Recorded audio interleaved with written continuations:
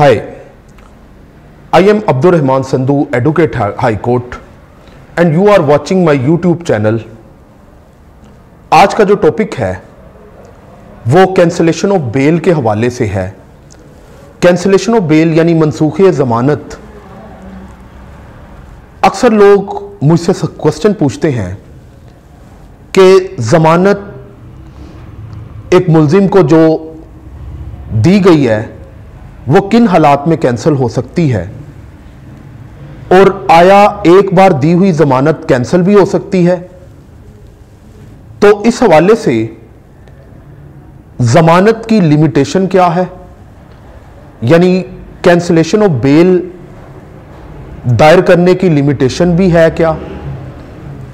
इस हवाले से 2020 SCMR पेज 1115 जो कि सुप्रीम कोर्ट की एक लैंडमार्क जजमेंट है, जिसमें मनसूखी ज़मानत की 7 मुख्तलिफ ग्राउंड्स दी गई हैं कि ज़मानत अगर आपने कैंसिल करवानी है तो मुस्तगीस यानी कंप्लेनेंट ऑफ द FIR अगर ये समझता है कि बेल ग्रांटिंग ऑर्डर जो कि सेशन कोर्ट से बेल कंफर्म की सूरत में हो सकता है या पोस्ट अरेस्ट की सूरत में मुल्ज़मान को बेल दी गई है या मुल्जिम को बेल दी गई है, तो कैंसिलेशन ऑफ बेल के हवाले से 2020 SCMR पेज 1115 इसमें 7 मुख्तलिफ ग्राउंड्स दी गई हैं। तो चलते हैं आज की वीडियो की तरफ। सबसे पहले हम इन ग्राउंड्स का जिक्र करते हैं।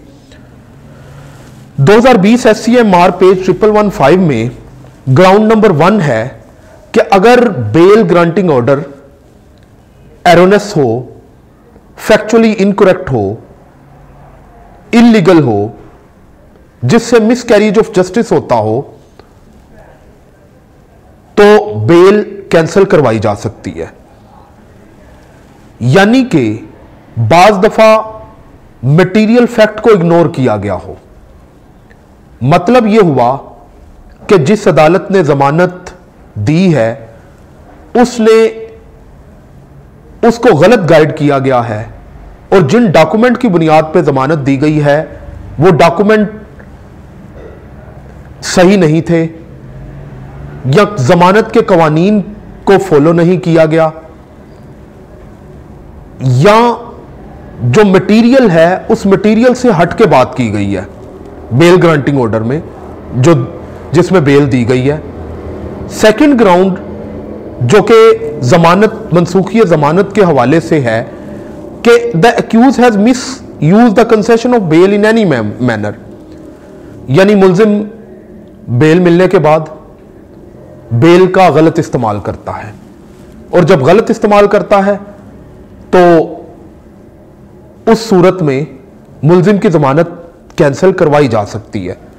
इसमें थर्ड ग्राउंड यह है कि एक्यूज ने प्रोसिक्यूशन के एविडेंस को, यानी कि गवाहान इस्तगासा को, जो मुद्दई मुकदमा है, कंप्लेनेंट ऑफ द FIR है, उसके गवाहान को डराया धमकाया है या इसमें प्रेशराइज किया है गवाहान को, तो इस सूरत में भी जमानत कैंसिल हो सकती है। उसके बाद चौथी ग्राउंड जो कि इस जजमेंट में दी गई कि देयर वाज लाइकलीहुड ऑफ एब्सकॉन्डेंस, कि यानी मुल्जिम के फरार होने का खदशा है, मुल्जिम रूपोश हो सकता है या रूपोश कहीं पे बाहर जाने का खतरा है, तो इस सूरत में मुल्जिम की जमानत कैंसिल करवाई जा सकती है और मनसूखी जमानत दायर की जा सकती है। तो इसके अलावा एक्यूज ने, जो कि नेक्स्ट ग्राउंड आती है, जो कि ग्राउंड नंबर 5 है, जजमेंट में दी गई है कि एक्यूज इंटरफेयर कर रहा है स्मूथ कोर्स ऑफ इन्वेस्टिगेशन में, कि इन्वेस्टिगेशन में रखना डाल रहा है, तफ्तीश मुकम्मल नहीं होने दे रहा, जानबूझ के गलत तरफ तफ्तीश का रुख मोड़ रहा है या तफ्तीश में ताउन नहीं कर रहा। तो इस सूरत हाल में मुल्जिम की जमानत कैंसिल हो सकती है और कैंसिलेशन ऑफ बेल दायर की जा सकती है।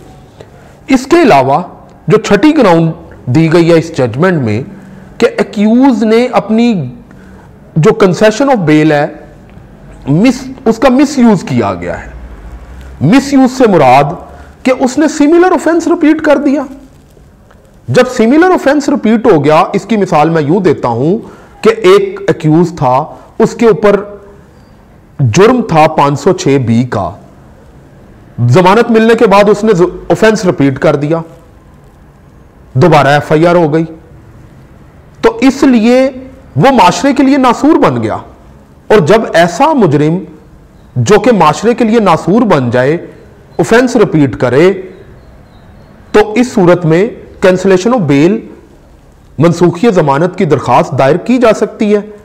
इसके अलावा लास्ट ग्राउंड बड़ी इंपॉर्टेंट है कि इन्वेस्टिगेशन के दौरान कोई ऐसे फैक्ट्स आ जाते हैं, समटाइम इन्वेस्टिगेशन में कुछ नए फैक्ट्स आ जाते हैं जो कि कनेक्ट करते हैं एक्यूज के गिल्ट के हवाले से, एक्यूज को मुजरिम करार देने में वो फैक्ट नए हैं, मटेरियल एविडेंस आ गया है एक्यूज के अगेंस्ट, और वो इन्वेस्टिगेशन में नई बातें सामने आ गई हैं या ऑफेंस ऐड हो गया है, तो उस सूरत हाल में एक्यूज की बेल कैंसिल करवाई जा सकती है, मुलजिम की बेल कैंसिल हो सकती है। इसके अलावा दूसरा जो सवाल का जवाब है कि ये फोरम कौन सा है।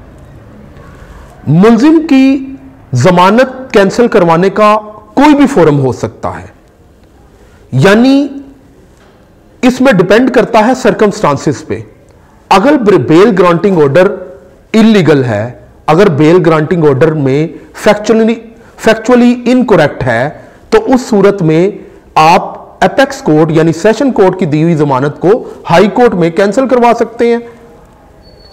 और अगर कोई कंडीशनल बेल हुई है, मिसाल के तौर पे 489F है, 489F में जमानत कंडीशनल दी गई है कि जी कुछ रकम फौरन अदा कर दी है, बाकी रकम हमने एग्रीमेंट कर ली है और एग्रीमेंट के बाद हम 6 महीने बाद देंगे, और 6 महीने बाद वो एग्रीमेंट फुलफिल नहीं कर रहा, तो ये कंडीशनल बेल की सूरत में, कंप्रोमाइज बेल की सूरत में, इस सूरत में बेल कैंसिल हो सकती है और ये फौरन वही कोर्ट होगी जिसने बेल ग्रांट की है। इसके अलावा लिमिटेशन के हवाले से लोग हमसे सवाल पूछते हैं कि क्या कोई लिमिटेशन भी मौजूद है। ऐसी कोई लिमिटेशन मौजूद नहीं है कैंसिलेशन ऑफ बेल के हवाले से।